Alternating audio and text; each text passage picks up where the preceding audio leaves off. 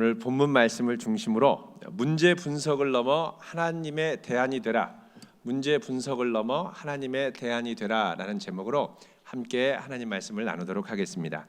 오늘 본문 말씀은 크게 세 부분으로 나눌 수가 있습니다. 먼저는 17절에서 32절까지로 바로 앞에 선 요셉이 누구도 해석할 수 없었던 바로의 꿈을 해석해 주는 장면입니다. 두 번째 부분은 33절에서 36절까지로 요셉이 바로의 꿈을 해석해 줄 뿐만 아니라 그 꿈에 대한 대비책, 이 액션 플랜이라고 그러죠. 행동 계획을 제안하는 장면입니다. 또 세 번째는 37절에서 40절까지로 바로가 그 자리에서 요셉을 총리로 기용하는 파격적인 인사를 단행하는 극적인 반전의 내용이 등장을 합니다. 우리가 어떤 문제가 생겼을 때 이 문제에 대해서 비판하는 사람들을 많이 봅니다. 내가 진작에 그럴 줄 알았다. 이게 문제다. 저거는 저게 문제다. 진작에 했어야 했었다. 별의별 비판들이 다 나옵니다. 그러나 이 비판이 많은 가운데서도 비판을 넘어 이 건강한 대안을 제시하는 사람은 흔하지가 않습니다. 건강한 대안을 제시할 수 있으려면 이 문제의 본질적인 원인을 정확하게 파악하고 있을 뿐만 아니라 그 문제의 원인을 제거할 수 있어야 되고, 또 이거에 대한 적절한 또 현실성 있는 이 빈틈없는 계획을 세울 수 있는 일종의 기획 능력이 있어야 하기 때문에 그렇습니다. 그런데 여기서 더 나아가서 비판의 내용에 대해서 대안을 제안할 뿐만 아니라 자기 자신이 직접 그 대안이 될 수 있는 사람은 더더욱 드뭅니다. 모두가 어떻게 할지 모르고 또 선뜻 나서는 사람이 없는 일에 내가 선뜻 나선다는 것 쉽지가 않습니다. 그래서 내가 이 문제에 대안이 되어야겠다라는 생각은 우리가 하기가 참 어렵고 망설이게 만들게 된다는 것입니다. 그런데 마태복음 5장 13절 이하를 보면 주님께서 우리를 부르실 때에 어떤 문제 한가운데서 또 어둠과 암담함과 희망이 없는 절망 한가운데서 단순히 이 상황을 비판하는 비판자가 아니라 대안이 되는 사람으로 부르셨음을 명확하게 보여주고 있습니다. 마태복음 5장 13절에 보면 너희는 세상의 소금이니 라고 말씀하시고, 또 그 다음에 나오는 14절에 너희는 세상의 빛이라고 말씀을 하십니다. 자, 소금은 싱거운 세상, 또 썩기 쉬운 세상, 부패하기 쉬운 이 세상에 자기 자신을 녹이면서 짠맛을 내고 또 부패를 방지하는 역할을 합니다. 자, 모두가 싱겁다고 썩는다고 비난할 때에 실제 그 문제에 내 자신이 녹아 들어가서 짠맛을 내고 부패를 방지할 수 있는 힘을 발휘하는 이 대안이 되는 존재, 이 존재로 우리를 부르셨다는 것입니다. 또 우리에게 주님께서 이제 세상의 빛이라고 말씀을 하시죠. 이 빛이라는 것은 무엇입니까? 어둠 가운데 감추고 숨기고 다닐 빛이 아니라 어둠 가운데 빛을 비추어야 할 존재라는 것입니다. 그런데 우리는 주변에 어둠이 있으면 이 어둠을 향하여 비판만 합니다. 세상이 어둡다, 캄캄하다, 암담하다, 희망이 없다. 근데 주님께서는 우리를 어떻게 부르십니까? 암담하다고 탄식하지 말고 내가 그 조직에, 그 회사에, 그 기관에, 그 동호회에 빛이 직접 되라고 부르신다는 것입니다. 여러분, 우리 스스로 볼 때 스스로 참 연약합니다. 그런데 이런 우리에게 직접 대안이 되라고 부르시면 대부분은 상당히 부담을 느낍니다. 나는 아니라고 손사래치기에 바쁘다는 것이죠. 그러나 주님께서 우리를 부르실 때는 그 부르심이 명확합니다. 우리는 이 암담하고 어그러지는 세상 가운데 빛이 되라고 부름을 받은 것입니다. 다시 말하면 비판과 원망만 하며 지낼 것이 아니라 원인의 본질을 파악하고 대안을 마련하고 더 나아가서 대안이 되는 존재가 되어야 한다는 것입니다.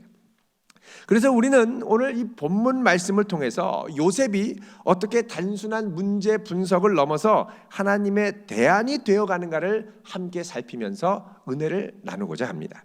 먼저 문제의 분석 부분입니다. 자, 어떤 문제가 일어날 때 그 문제의 본질적인 부분을 꿰뚫고 보기가 쉽지가 않습니다. 본질을 해석할 수 있으면 사실 그 본질로부터 문제 전체를 볼 수 있기 때문에 그렇습니다. 문제 전체가 그 어렵고 꼬이고 힘들 것 같은 문제가 쉽게 보이기 시작하더라는 것이죠. 제가 전에 이 영문법을, 여러분 이제 중학교 가면 영문법 배우시는데 처음부터 이 영어 배울 때 이 어렵습니다. 생소한 것들이 등장하거든요. 투부정사다, 동명사다, 되게 어려운 표현들이 많습니다. 우리말에는 그런 것들이 없거든요. 근데 왜 투부정사랑 동명사가 있는지를 모르고 저는 20년을 지냈습니다. 근데 어느 날 우연히 EBS에서 명강사가 영어 강의를 하는데 영어의 구조에 대해서 얘기를 하더라고요. 그러면서 하는 말이 뭐냐? 영어는 동사 중심의 언어가 아니라 명사 중심의 언어라는 것입니다. 명사 중심의 언어이기 때문에 모든 이 동사를 명사화하려는 습성이 있다는 거예요. 그래서 명사화하려고 하면서 표현을 하면 그 표현이 아주 고급스러운 표현이 된다는 것입니다. 그래서 투 부정사도 우리가 아는 투 플러스 동사의 원형 아닙니까? 막 귀에 닳도록 얘기를 하는데 왜 투 플러스 동사의 원형이냐? 이 투 플러스 동사의 원형을 통해서 동사를 명사화하는 작업을 한다는 것입니다. 또 동명사도 그냥 이 ing를 붙이는데 무엇 무엇하기 뭐 이런 표현이지 않습니까? 무엇 무엇하기 왜 이런 식으로 표현하느냐? 동사를 명사화하기 좋아하는 습성 때문에 그렇다는 것입니다. 그래서 이 명사 중심의 언어로 영어 전체를 보니까 영어의 그 어려웠던 문법들이 의외로 쉽게 풀리더라는 것입니다. 전에 미국에서 어떤 한 수리공이 집에서 텔레비전을 보는데 고장이 나서 수리공을 불렀습니다. 수리공이 와서 한참 동안 텔레비전을 살펴보더니 어느 한 곳을 망치로 통통 두들리고 갔습니다. 통통 두드리니까 텔레비전이 잘 나오는 거예요. 참 쉽죠.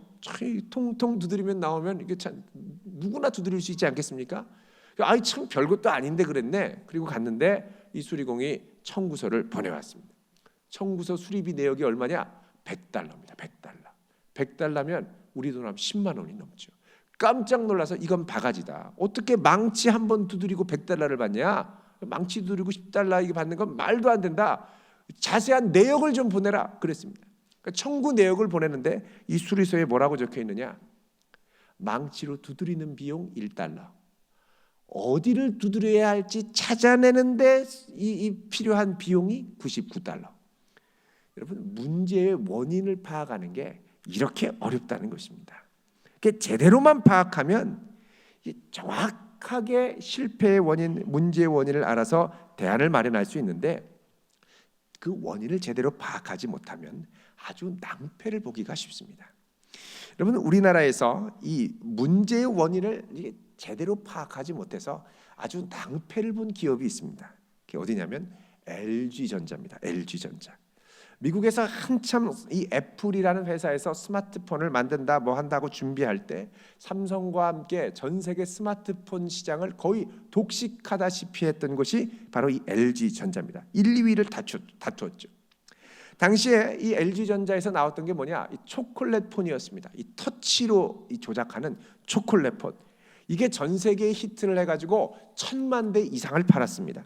그런데 이 LG가 애플에서 스마트폰을 만들고 막 이제 한다고 그러니까 위기감을 느껴서 세계적인 컨설팅 회사인 맥킨지라고 하는 회사에 이 스마트폰 문제에 대한 원인과 분석을 의뢰했습니다.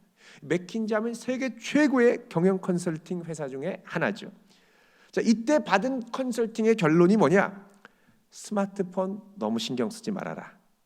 오히려 광고에 신경을 써라. 마케팅에 신경을 쓰면 스마트폰을 이겨낼 수 있을 것이다. 이 결론을 내렸다는 것입니다. 자, 이 컨설팅에 이 LG전자에서 비용한 이 컨설팅 비용이 얼마냐? 300억 원이었습니다. 억소리가 나죠.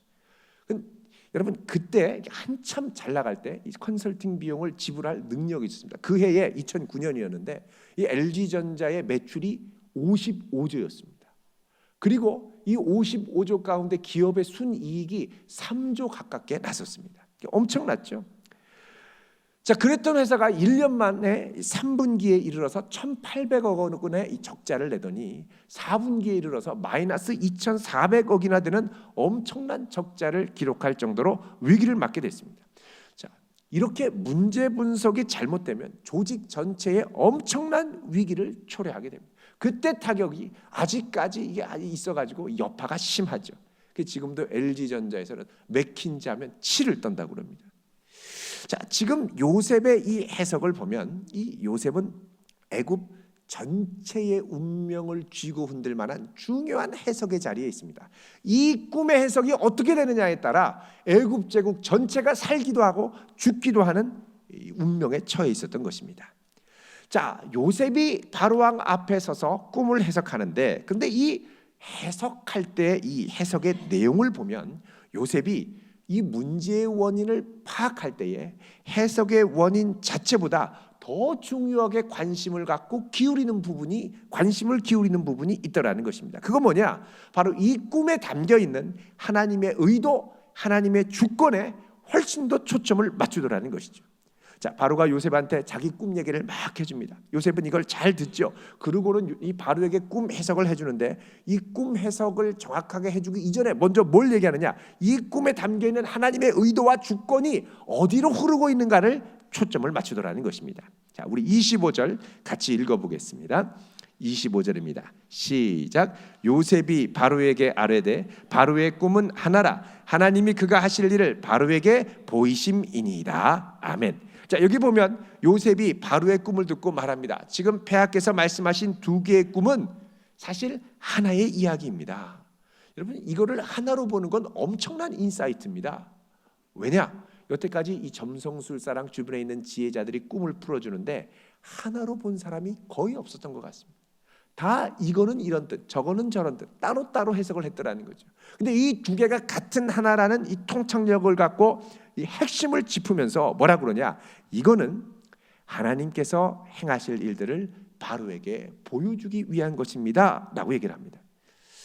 여러분, 이 꿈이 그냥 우연히 꾼 꿈이 아니라 꿈을 주신 분이 있다라는 것을 명시하는 겁니다. 이거는 바로의 꿈이 아니라 하나님이 주신 꿈입니다. 하나님이 하실 일들을 바로에게 보여주시는 것입니다 라고 이 꿈의 주권자에 대한 정리를 먼저 하더라는 것이죠. 그러면서 이 꿈을 해석해 주더니 32절 끝에는 다시 한번 이것을 강조하면서 이렇게 말합니다. 32절입니다. 시작. 바로께서 꿈을 두 번 겹쳐 꾸신 것은 하나님이 이 일을 정하셨습니다. 하나님이 속히 행하시리니 아멘. 자, 이 꿈은 하나님께서 정하신 바입니다. 하나님이 정하셨기 때문에 속히 행하실 것입니다. 자, 요셉은 지금 이 바로가 꾼 꿈이 어떤 성격의 것인지 본질을 꿰뚫어서 이야기를 합니다. 무슨 말이냐? 이 꿈을 보여주신 분은 하나님이고 같은 꿈을 두 번 보여주신 것은 하나님이 반드시 행할 일을 보여주기 위한 것인데, 이 선포 안에는 이런 의미가 들어 있습니다. 자, 하나님이 행하실 애굽 제국의 미래는 바로의 힘에 달려 있는 것이 아니고 전적으로 하나님의 손에 달려 있는 것입니다.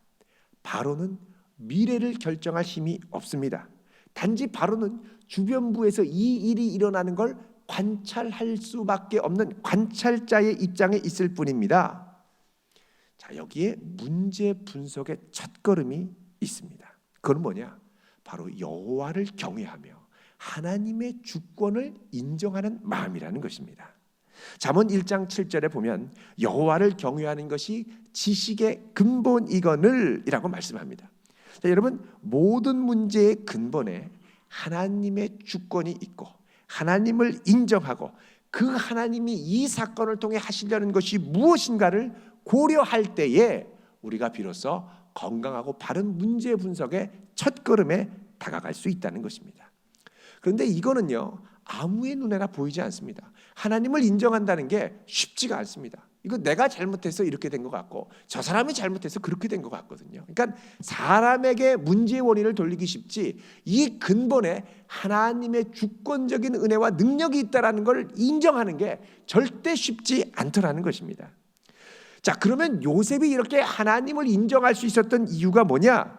그것은 요셉의 삶의 전체, 특별히 감옥과 보디발의 집 가운데 노예로 있었던 13년의 힘든 시련의 과정 가운데 하나님과 동행했기 때문에 이 하나님을 인정할 수 있게 되더라는 것입니다. 자, 감옥 속에서도 요셉은 하나님을 의지했습니다. 그 하나님이 요셉에게 복을 주시고 형통케 하시고 주변 사람의 꿈을 해석할 수 있는 은혜를 주셨습니다. 자, 그랬기 때문에 이런 친밀하고도 가까운 하나님과의 관계가 있었기 때문에 이 중대한 해석의 한 가운데서도 요셉은 무엇부터 인정하느냐? 바로를 인식하는 게 아니라, 바로를 의식하는 게 아니라 하나님의 주권 먼저 인정하고 나가더라는 것입니다. 자, 하나님의 주권을 인정하게 한 다음에 요셉이 제시하는 해석의 내용의 요지는 이렇습니다. 29절에 보면 온 애굽 땅에 7해 큰 풍년이 있겠고, 또 30절에 보면 후에 7해 흉년이 들므로 이 땅이 기근으로 망할 것입니다. 그렇죠. 그래서 꿈에 나오는 살찐 암소는 7년 풍년, 또 파리하고 흉한 암소는 7년 흉년, 이렇게 되는 겁니다. 또 틈실하게 익은 이삭들은 풍년 7년, 또 파리하게 마른 잎사귀들은 흉년 7년, 이렇게 해서 해석을 해줍니다. 자, 바로는 이 요셉의 꿈이 어떤 내용, 요셉 덕분에 이 꿈이 어떤 내용이고 제국의 미래가 어떻게 진행될지를 알게 됐습니다. 이 꿈 앞에 바로는 이 꿈을 막을 수도 없었고 조작할 수도 없었습니다. 바로가 이 꿈을 휘두르거나 영향을 끼쳐서 변경시킬 방법이 없다는 것입니다. 그렇다면 이것 앞에 바로는 어떻게 해야 됩니까? 자, 여기서 요셉은 꿈의 해석을 넘어서 한 걸음 더 나가는데, 그게 뭐냐? 바로 문제 분석에 대한 대안을 제시하더라는 것입니다. 자, 33절에 보면 이렇게 시작을 합니다. 이제 바로께서는, 이렇게 되죠. 자, 이 이제라는 말, 영어 성경 NRSV에 보면 now therefore 이렇게 되어 있습니다. now therefore 그러면 이제, 그러므로, 그러니까 그러므로 이제라는 정도의 뜻이 됩니다. 그러니까 그러므로라는 건 뭡니까? 하나님이 주신 문제 분석, 꿈에 대한 해석을 바탕으로 할 때 꿈이 이렇기 때문에, 제국의 미래가 이렇게 갈 것이기 때문에 이제 우리는 새로운 반응을 모색해야 한다는 것입니다. 자, 33절 이하에 보면 요셉이 이렇게 제안하죠. 명철하고 지혜 있는 사람을 택해서 애굽 땅을 다스리게 하시고 7년 풍년 기간 동안에 매해 소출의 5분의 1, 즉 20%를 비축하셔서 기근을 대비하십시오. 이렇게 얘기를 합니다. 지금 요셉은 문제 분석에서 액션 플랜으로 넘어가고 있는 것입니다. 자, 만약에 하나님의 계획이 바꿀 수 없이 반드시 실행되어야 할 계획이라면 우리의 합당한 반응은 뭐냐? 이것을 변경하려고 떼쓰고 하나님 이렇게 해주세요라고 주장하는 게 아니라 하나님의 계획 앞에 우리가 합당하게 또 합리적으로 반응할 수 있는 것이 무엇인지를 모색하는 것입니다. 여러분, 우리가 종종 하나님의 뜻을 구합니다. 그러나 하나님의 뜻 앞에 합당한 반응이 무엇일까도 모색하며 기도할 수 있기를 바랍니다. 우리가 종종 하나님의 뜻을 구하고 그분의 뜻을 깨달을 때가 있습니다. 그런데 하나님의 뜻을 깨닫는다 하더라도 어떻게 할지 모르고 그냥 내가 원하는 뜻, 내가 원하는 답이 아니면 그냥 그 하나님의 뜻을 회피하거나 도망가 버리거나 무시해서 나중에는 큰 후회를 부를 때가 있습니다. 왜요? 하나님께서 작정하시면 그거 그냥 이뤄 가시거든요. 그래서 우리에게 필요한 건 하나님의 뜻 앞에 합당한 반응이라는 것입니다. 따라해 볼까요? 주여, 나로 합당하게 반응하게 하소서. 여러분, 이런 기도도 함께 드릴 수 있기를 바랍니다. 왜냐하면 우리가 하나님의 초월적인 뜻 앞에 구체적으로 반응하며 나아가야 되는데 반응하기를 싫어할 때가 많습니다. 그런데 하나님의 뜻이 이루어지는 방식, 하나님의 구원, 또 특별히 이 애굽 제국의 구원의 인이 이루어지는 방식을 보면 어떤 식으로 일어나느냐? 하나님의 초월적인 뜻 앞에 인간의 구체적이고도 역사적인 반응의 행동이 함께할 때 거기에 구원의 역사가 일어나게 되더라는 것입니다. 만약에 꿈만 있고 응답이 없으면, 인간 편에서의 응답이 없으면 하나님의 구원 역사는 이루어지지 않습니다. 그렇다고 해서 꿈 자체가 없다 그러면 우리에게는 응답하는 것 자체가 불가능하게 되죠. 그래서 우리에게는 항상 now therefore, 그러므로 이제 어떻게 하면 좋겠습니까? 어떻게 할까요? 라고 물으며 반응할 수 있는 하나님의 뜻에 대한 합당한 반응이 요구가 됩니다. 자, 하나님의 뜻을 분별했고 그 의도가 또 분석이 되면 이제는 합당한 반응 계획, 액션 플랜이 있어야 하는 것입니다. 그런데 문제는 뭐냐? 이 액션 플랜이 종종 뜬구름 잡는 액션 플랜일 때가 많습니다. 여러분, 어릴 때 액션 플랜 많이 해봤죠? 초등학교 들어가면 동그랗게 해가지고 생활계획표 짭니다. 아침에가 떴습니다. 6시 기상, 7시까지 운동, 8시에 밥 먹고. 이게 됩니까? 안 됩니다. 첫날만 됩니다. 그만큼 우리가 현실적이지 못하죠. 계획 짤 때는 이상적인 미래의 모습을 그리기 때문에 막 내 의욕이 올라와서 불가능한 것까지도 하면 되지라고 생각하고 합니다만, 적나라한 내 현실을 반영하는 생애할 계획도가 아닐 때가 많더라는 것입니다. 그래서 현실성 없는 액션 플랜으로 첫날만 지키는 액션 플랜으로 끝나기가 쉽더라는 것입니다. 여러분, 한동안 이 홈쇼핑을 통해서 주부들에게 큰 인기를 끌었던 청소기가 있습니다. 한경이 스팀 청소기. 온라인 쇼핑몰도 그렇고 방송에 홈쇼핑에도 많이 나왔습니다. 신방 가서 보면 이 한경이 스팀 청소기 아니면 비스무리한 스팀 청소기가 없는 집이 없을 정도로 다 있으시죠. 쓰던 안 쓰던 스팀 청소기는 거기에 딱 좌정하고 계십니다.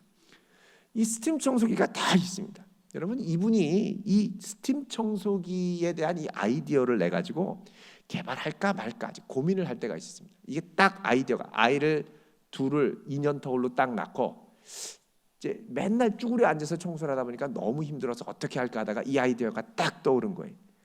야, 이거 나만이 할 수 있는 아이디어다. 막 고민을 해서 어떻게 할까 고민할 때 평소에 잘 알고 지내던 기술자 한 사람한테 물어봤습니다. 내가 이런저런 아이디어가 있는데 요거를 어떻게 하면 실현할 수 있을까? 요거 연구 개발하는데 얼마 정도 들고 얼마 기간이 필요할까? 컨설팅을 받았습니다. 그래서 이분이 하는 말이 요거 한 6개월이면 됩니다. 그리고 이런 정도 기술을 구현하는 건 어렵지 않기 때문에 6개월에 한 5천만 원 정도 쏟아부으면 제품 개발할 수 있습니다. 그래서 이분이 공무원으로 일하다가 사표를 딱 내고 퇴직금 갖고 거기에 이제 연구 개발을 쏟아부은 거죠. 근데 6개월이면 될 것 같다는 제품 개발이 1년이 지나도 안 끝나는 겁니다. 1년 반, 2년이 되도록 안 끝나는 거예요. 게다가 5천만 원이면 될 것 같다는 연구 개발 비용이 2년이 넘도록 7억이 넘는 돈이 들어갔습니다. 그 기간 동안 본인 집은 물론 시댁, 친정, 일가 친척 모두 다 담보로 잡고 대출을 받았습니다. 이분의 별명이 가족 가운데 걸어다니는 민폐였습니다. 우리 집에 걸어오지 마 이렇게. 자, 이분이 이런 과정을 겪으면서 이게 뼈저리게 느낀 바가 있다고 그럽니다. 그게 뭐냐?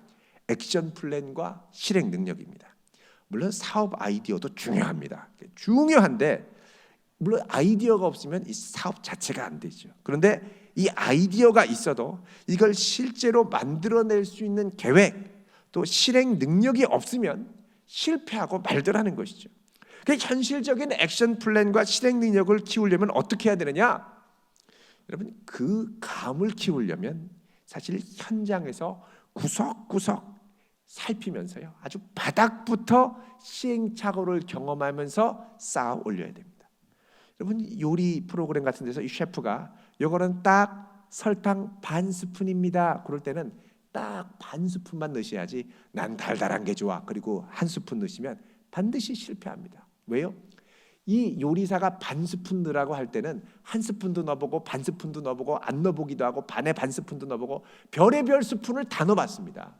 그러니까 결론으로 반 스푼이 딱 나온 거죠. 그러니까 많은 시행착오 가운데 하는 한마디 말이라는 것입니다.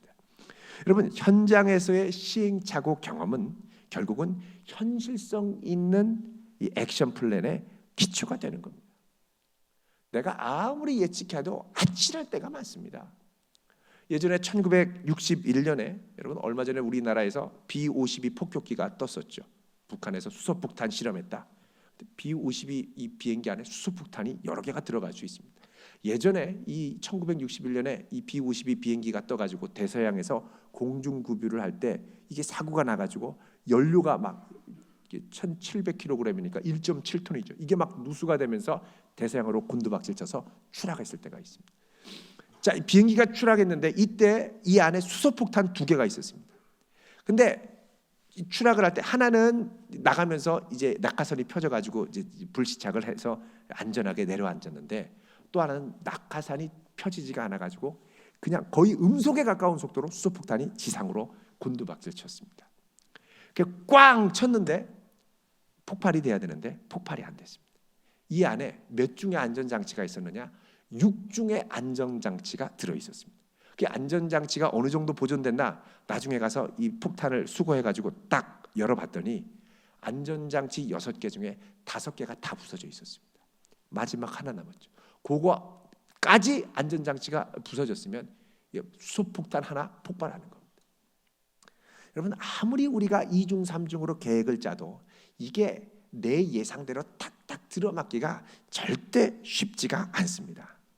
근데 요셉은 하나님의 꿈을 해석해주면서 이야기를 하면서 그 안에 이미 현실적인 대안과 액션 플랜이 탁탁탁 서게 되더라는 겁니다. 물론 이것도 하나님이 주신 지혜에 속할 것입니다. 그러나 이게 꿈처럼, 바로가 꿨던 꿈처럼 하늘에서 뚝 떨어진 것이 아니라는 것이죠. 이거는 현실에 대응할 수 있는 기초적인 이 역량이 준비되지 않으면 결코 제한할 수 없는 부분입니다. 자, 그럼 요셉은 이런 현실에 대한 계획 능력과 실행 능력을 어디서 훈련받았느냐? 감옥과 보디발의 집에서 13년간 바닥부터 박박 기면서 준비가 되었다는 것입니다. 보디발의 집에 가서 또 감옥에 가서 죄수들에게 필요한 식량이, 그 집안 식구들에게 필요한 식량이 얼마나 되고 얼마의 돈이 필요하고 인력이 얼마고 이 정도면 어디까지 살 수 있고 또 어떻게 관리해서 수급을 조절하고 또 간수장이 원하는 것은 뭐고 또 밑에 있는 사람들이 원하는 것이 뭐고 또 이거에 따라서 죄수들을 어떻게 관리해야 되고 이들의 음식을 어떻게 공급해야 하고, 자, 이런 훈련을 13년간 받았다는 것입니다. 여러분, 어떻게 보면 요셉이 이거 받고 싶어서 받은 것이 아닙니다. 억지로 할 수밖에 없어서 떠밀려서 받은 것이죠. 그런데 이랬던 일이 국가적인 비상사태 앞에서 가장 효율적으로 계획을 세울 수 있는 기반으로 쓰임받더라는 것입니다. 여러분, 우리는 어떻습니까? 우리 하기 싫은 일이 있으면 도망가고 싶어 합니다. 하나님이 요셉을 인도하시는 과정을 보면 이런 것들을 보게 되죠. 그동안 요셉이 살아오면서 하기 싫어도 해야만 하는 일이 있었고 또 요셉이 하고 싶어도 하지 못했던 일들, 하지 말아야 될 일들이 있었습니다. 근데 하나님께서는 나중에 이 요셉을 사용하실 때 무엇으로 쓰느냐? 요셉이 하고 싶었던 것을 통해서 쓴 것이 아니라 하기 싫었던 것, 억지로, 그러나 해야만 했던 것들을 통해서 요셉의 인생을 사용하시는 것을 우리가 볼 수가 있습니다. 세 번째로, 자, 이런 현실성 있는 액션 플랜이 마련된다고 하더라도 이걸 실제적으로 실행할 수 있는 대안이 되는 사람이 필요한데, 이 계획이 아무리 좋아도 실행하는 사람이 누구냐에 따라 그 결과가 천차만별로 달라집니다. 아무리 수많은 사람이 모여서 멋진 계획을 세워도 리더가 바뀌어서 그거를 확 뒤집어 버리거나 자기가 생각하는 이상적인 걸로 현실성 없는 계획으로 뒤집어 버릴 수도 있다는 것이죠. 그러니까 실행하는 사람이 누구냐에 따라 결과가 많이 달라집니다. 자, 요셉이 바로 앞에 하나님의 꿈을 해석하고 또 그 대안을 발표를 하게 됐죠. 그러니까 바로가 그동안 말 한마디 안 하고 가만히 듣고만 있었습니다. 어떻게 보면 지혜로운 거죠. 이 꿈 앞에 내가 실제로 할 수 있는 것들이 아무것도 없다라는 걸 발견하고 잠잠히 침묵만 합니다. 그러다가 요셉이 발표를 마치니까 드디어 입을 뗍니다. 뭐라고 얘기를 하느냐? 38절 39절 우리 같이 읽어보겠습니다. 시작. 바로가 그의 신하들에게 이르되 이와 같이 하나님의 영에 감동된 사람을 우리가 어찌 찾을 수 있으리요 하고 39절 요셉에게 이르되 하나님이 이 모든 것을 내게 보이셨으니 너와 같이 명철하고 지혜 있는 자가 없도다. 그러더니 아주 파격적인 제안을 합니다. 뭐냐? 40절에 보면 너는 내 집을 다스리라. 내 백성이 다 내 명령에 복종하리니 내가 너보다 높은 것은 내 왕좌뿐이다 라고 얘기를 합니다. 너 애굽을 다스리는 총리가 돼서 나와 내 집 전체를 다 다스려라 제안을 합니다. 여러분, 상당히 파격적이지 않습니까? 감옥 노예였던 일개 한 히브리 노예를 어떻게 그 나라의 최고의 총리로 기용할 수 있겠습니까? 그러려면 신분 검사도 해야 되고요, 능력도 검증해야 되고요, 또 한 번도 공직에 있었던 리더로서의 공직 경험이 없는 요셉을 테스트도 해봐야 되고요. 그래야 되는데 갑자기 파격적으로 애굽 전역을 다스리라고 팍 맡깁니다. 여러분, 바로가 너무 경솔하지 않을까 하는 생각도 들 수 있습니다. 그런데 이런 결정을 하는 바로도 사실은 보통 사람이 아닙니다. 애굽 전역을 통치해 봤던 연륜과 경험이 있었기 때문에 사실은 이런 결정을 할 수가 있습니다. 바로는 이 감옥 노예인 요셉이 오늘날로 말하면 이런 요셉 같은 사람을 뭐라고 그러냐면 S급 인재라고 그럽니다. 슈퍼급 인재. 그럼 우리나라의 어떤 대기업이 이런 S급 인재 찾기에 아주 사활을 걸지 않습니까? 인재 하나가 수십만을 먹여 살릴 수 있다. 이걸 알기 때문에 인재 찾기에 열심을 냅니다. 그런데 인재 찾기가 쉽지가 않고 인재를 알아보기도 쉽지가 않습니다. 근데 이런 걸 보면 요셉을 알아보는 바로도 상당한 고수이고 결단력 있는 사람이라는 것입니다. 저는 일본의 이 소프트뱅크 아주 유명한 회사입니다. 여기에 이 제1교포죠. 우리 손정의라고 하는 분이 회장님이죠. 소프트뱅크사의 이 손정의 회장이 당시에 이 중국 베이징에서 한 35살의 무명의 청년, 마윈이라고 불리는 무명의 청년을 만났습니다. 이 마윈이 그 전까지 뭐 했느냐? 영어로 학원에서 강사를 했었습니다. 창업 경험이 전무했던 사람입니다. 근데 그가 온라인 쇼핑몰에 대해서 구상을 하면서 이 손정의 회장 앞에서 프레젠테이션을 시작을 했죠. 근데 한 6분 정도 지나고서는 손정의 회장이 그만두라고 손을 내줬습니다. 발표를 중단시켰어요. 그러더니 아주 파격적인 제안을 하는데 내가 당신 회사에 4천만 달러를 투자하겠다. 4천만 달러면 우리 돈으로 450억 정도가 되죠. 그러자 마윈이 깜짝 놀랐습니다. 아니 우리는 그 정도까지는 필요하지 않고 그냥 한 2천만 달러만 주세요. 그래도 대단합니다. 2천만 달러면 200억이 넘지 않습니까? 220억. 근데 신기한 건 어떻게 딱 6분 만에 그 큰 결정을 하냐는 것입니다. 이것도 점검하고 저것도 점검하고 회사도 실사하고 다 봐야죠. 근데 이때 손정의 회장이 뭐라고 얘기를 했느냐? 나는 투자를 결정할 때 창업자의 눈빛을 봅니다. 반짝반짝 빛나는 눈빛이 살아있으면 그 눈빛의 가능성에 투자합니다. 그러니까 이분이 그동안 숱한 사업을 경험을 하면서 정말 가능성 있는 최고의 인재가 갖고 있는 그런 눈빛이 뭔가를 알았다는 것입니다. 그러니까 그 눈빛을 이 마윈에게서 발견하고 마윈에게 기꺼이 투자를 합니다. 6분 만에 그 눈빛을 본 겁니다. 그러면서 하는 말이 당신 마음껏 하고 싶은 대로 뻗어가라. 그러면서 이 알리바바라고 하는 이 쇼핑몰의 경영에는 일절 간섭을 하지 않았습니다. 이 마윈이 손정의가 건넸던 이 투자 금액을 갖고 열심히 사업을 해서 14년 후에 미국의 나스닥에 상장을 하게 됐습니다. 이때 그가 투자했던 220억 원의 지분 가치가 무려 70조 원으로 올라가게 됩니다. 그러니까 수익률로 하면 한 3,000배의 수익을 거두게 되는 거죠. 여러분 고수는 고수를 알아보게 되어 있습니다. 이 사람의 눈빛이 살아있다. 여러분 바로가 그걸 본 것 같습니다. 이 요셉의 눈빛이 살아있다.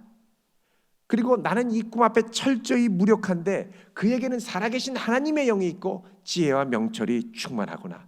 이 사람이야말로 유일한 대안이 되겠다라는 걸 알아봤다는 것입니다. 그래서 이 눈빛 앞에 뭐라고 얘기하느냐? 너는 내 집을 다스려라. 내 백성이 다 너의 명령에 복종할 것이다. 전권을 줍니다. 나도 너의 통치를 신뢰하고 전권을 주겠다. 내가 너보다 높은 건 왕자뿐이고 나머지는 네가 다 알아서 해라. 맡기더라는 것이죠.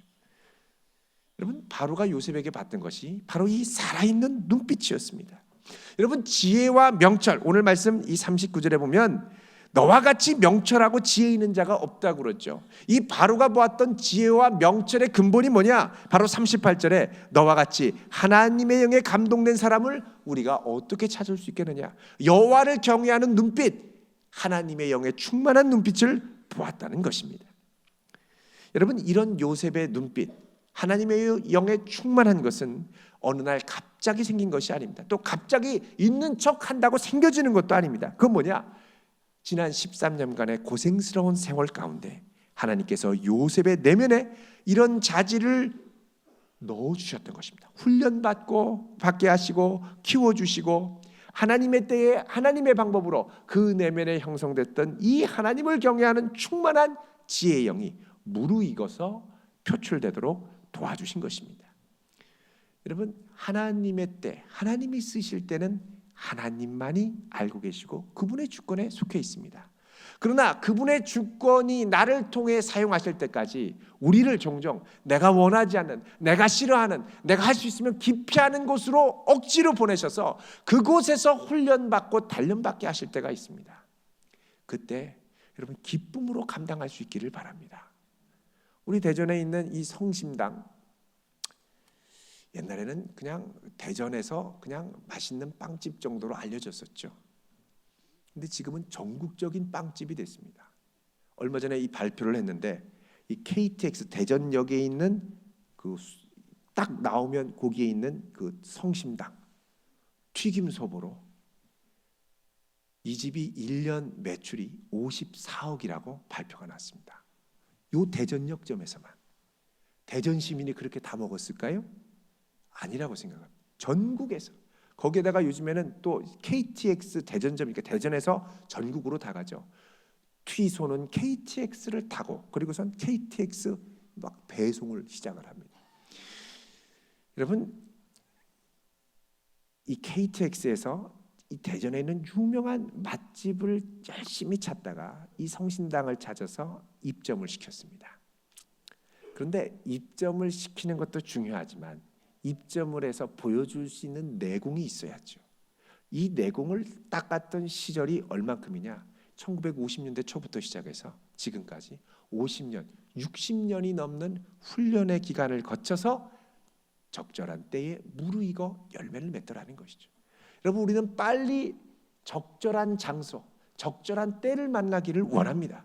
그러나 그때 이전에 내 안에 이미 훈련받고 바닥부터 현실적인 액션 플랜을 세울 수 있는 역량이 키워지는, 내가 싫어하고 회피하고 싶은 그 고난과 어려움과 훈련의 현장으로 먼저 들어갈 수 있어야 한다는 것입니다. 하나님이 우리를 거기서 먼저 보내시고 훈련시키신다는 것이죠.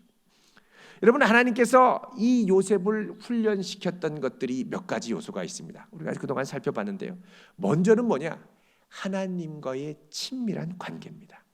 고난 가운데 하나님만이 주관자이시고 하나님만이 내 인생을 이끌고 형통케 하시는 분이심을 요셉은 수많은 고생과 연단을 통해 깨달았습니다. 두 번째, 이 고생과 연단 가운데 요셉은 뭘 경험했느냐? 어려움 가운데 하나님의 대안을 제시할 수 있는 액션 플랜을 세울 수 있는 역량, 더 나아가 자신이 하나님의 대안이 될 수 있는 역량을 훈련받았습니다.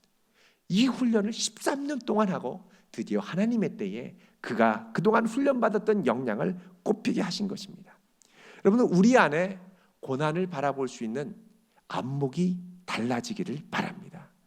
더 성숙하고 자라나야 됩니다. 요셉은 오랜 세월 하나님이 주신 꿈을 갖고 이거 절대 포기하지 않고 온갖 역경 가운데서 믿음으로 감사함으로 살아왔던 사람입니다. 이런 삶 자체가 대안이 될 수 있는 준비가 되었다는 것입니다. 여러분, 우리는 큰 문제 앞에 어떻게 반응합니까? 보통은요, 투덜대고요, 비난하기에 급급합니다. 현실에 기반한 현실적인 해결을 낼 수 있는 역량이 있어야 되는데 불평과 비난만 하더라는 것이죠. 여러분, 더 나아가서 우리가 욕심을 내서 내가 하나님이 보내신 실질적인 대안으로 준비될 수 있기를 축원드립니다.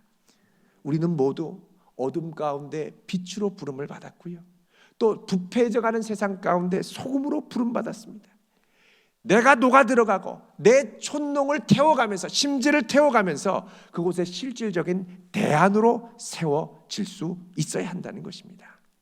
그럼 주님께서 주시는 이 귀한 마음, 지혜로 우리에게 닥치는 어려움을 이겨내면서 그 일에 대한 문제 분석을 뛰어넘어 하나님의 대안으로 귀하게 쓰임받을 수 있기를 주님의 이름으로 축원드립니다. 기도하겠습니다. 거룩하신 하나님, 저희들의 연약함을 아시는 주님께서 이 시간 찾아와 주시고 하나님께서 우리에게 보내신